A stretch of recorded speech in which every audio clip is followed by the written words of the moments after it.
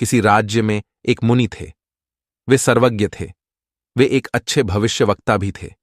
वे जो कुछ कहते थे वह सब सत्य होता था और उस राज्य के सभी लोग उन पर विश्वास करते थे। उनकी प्रतिभा की चर्चा उस देश के राजा तक फैल गई। राजा स्वयं जानना चाहता था कि उस वृद्ध की प्रतिभा क्या है। बस उसने तुरंत अपने सैनिकों को भेजकर कहा कि मुनि जहां कहीं भी हों उन्हें खोजकर मेरे सामने लाओ। वे राजा के आदेशानुसार चल पड़े और सभी गांवों की खोज की। अंत में उन्हें एक गांव में मुनि मिले।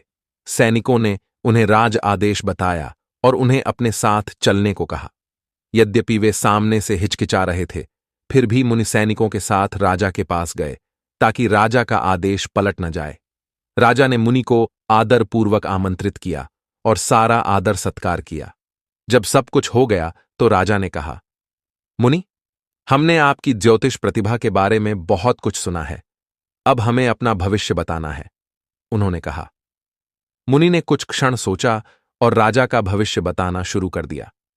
राजा अपनी प्रशंसा से अभिभूत हो गया और उपहारों की वर्षा करने लगा। कुछ समय बाद मुनि ने राजा को होने वाली बुराई के बारे में बताना शुरू किया। राजा तुरंत क्रोधित हो गया और इतना क्रोधित हुआ कि उसने साधु को मार डाला।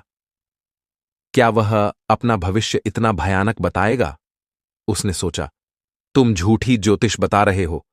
अगर तुम्हें सचमुच ज्योतिष आता है तो मुझे बताओ कि तुम कब मरोगे। उसने पूछा। मुनि ने राजा के क्रोध को समझ लिया।